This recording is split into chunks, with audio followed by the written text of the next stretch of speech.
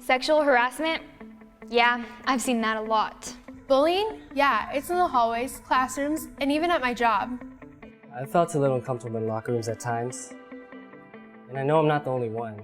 When a person wants to feel power or have control, they might use harassment to make the other person feel little or unimportant.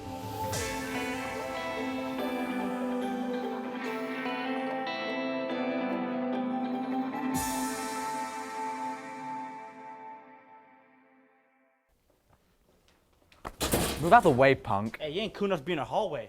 I've never done anything to you guys! You were born a loser, and you're gonna die a loser. Loser. We've all seen situations like this occur throughout our daily lives, but have you ever stopped and wondered how the victim really feels or what his life is like afterwards?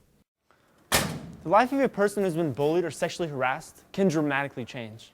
Not only can sexual harassment and bullying affect a person physically, such as their health or behavior, but also mentally, with changes in attitude and outlook on life. Today we'll learn about bullying and sexual harassment in our schools, see how you can help prevent it, and find out what to do if you witness or are the victim of harassing or bullying behavior. Sexual harassment? Yeah, I see it on social media all the time. It's everywhere. Asking someone on a date is not sexual harassment, but constant pressure could lead to it. How do you avoid sexual harassment? Just say no or stop. You don't have to put up with it. Sexual harassment is unwelcome sexual advances, requests for sexual favors, and other verbal or physical conducts of sexual nature that tends to create a hostile and offensive work environment.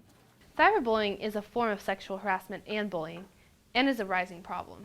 Wait, what is cyberbullying? Basically, cyberbullying is just bullying through technology. A cyberbully uses technology to support deliberate, repeated, and hostile behavior. How do I know it's cyberbullying? Sometimes I'm just joking around. Well, you may be joking around, but does your victim see it that way? Let's see an example.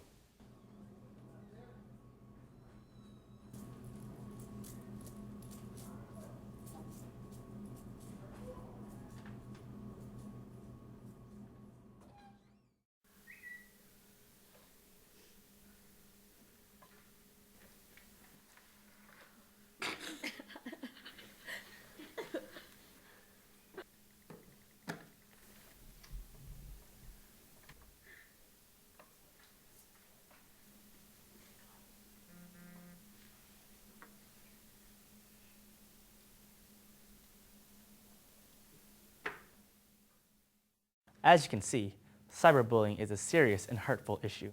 I agree. Cyberbullying is not the only problem.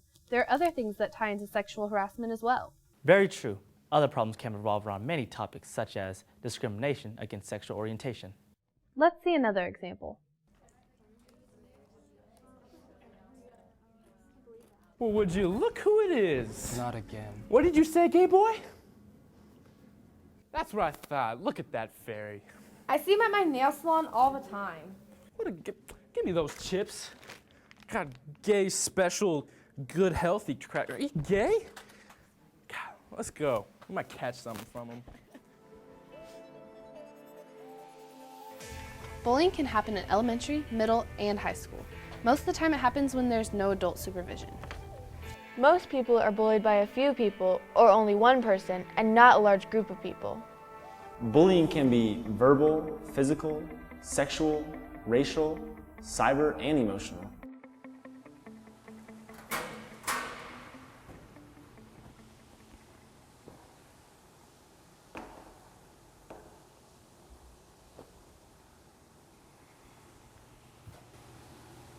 Is that a camera?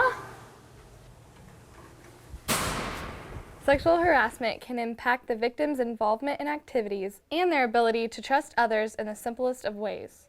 Sexually harassed victims can become paranoid, depressed, and even isolate themselves from others.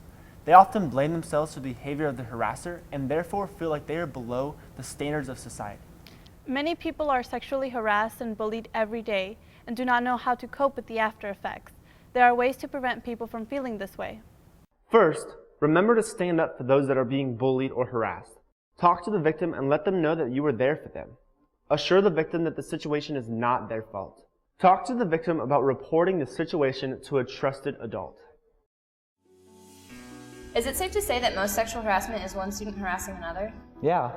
81% of all students entering their schooling years will be harassed at least once. By the 8th grade, 65% of girls and 55% of boys have experienced some form of harassment at least once. Out of the harassed, 4 out of 5 times, the harasser is another student. But you don't have to be a statistic. There are many ways to prevent sexual harassment. First off, know your limits and what you are comfortable with. If you don't want a physical relationship with someone, make it clear so there's no confusion. If they are persistent in their advances, stand up for yourself or get away from them. Watch the following scenario and decide how you would respond if you were in the same situation. Hey, Ashley, baby. Baby? I need to tell you something real fast. What are you doing? Just go with it. That situation was sketchy. There are many ways that she could have handled the problem, but she took the passive approach. You should always stand up for yourself and your morals. Don't be a doormat. Sometimes you need to walk away from the situation and go get help, especially if it continues after you say stop. The most important thing is to escape the situation before it escalates. Let's replay the scene and see how she could have reacted in the same situation. Hey, Ashley, baby. Baby? I need to tell you something real fast. What are you doing? Just go with it. No, you're not being a good friend. I know how you are. What? I'm leaving. Instead of letting the situation continue, the victim stands up for herself and leaves. Sometimes a harasser will not leave you alone. This is when you need help, especially if the advances become more serious, more common, or the abuser starts to threaten you. Another way of preventing sexual harassment is by knowing who you're talking to, but you should know the signs of an abuser. Some signs include dominating demeanor, controlling the way the victim dresses, not listening to anybody else, or sometimes they'll take things too far. Both guys and girls can be sexually harassed. It can happen to anyone. There's a difference between flirting and sexual harassment. Flirting is when both people like each other, and sexual harassment is when one person pursues the other and it makes them uncomfortable. Through policy 1116 and 1119, the Board of Education states that any unwelcome sexual advance that interrupts studies is forbidden. When you encounter this kind of behavior, be confident and tell the harasser you don't like what they're doing. You must also support victims of harassment when you encounter it. Hey, you busy Friday night? No. Well, you are now. You're looking fine. Thanks, but I'm sorry. I just remembered that I have to watch my little brother. Well, you know, I could always come over when you put him to bed. I mean, you can sneak out, have a good time. Thanks, but I don't need any help watching him. I'm gonna go now. Oh, no, you're not going anywhere. You're passing a really good time. You'll love it with him. Whoever said I wanted to go out with you? Oh, come on. I know you see me in class. I know you want this. You know, you're just a slut. Yeah, a slut. Bye, whore.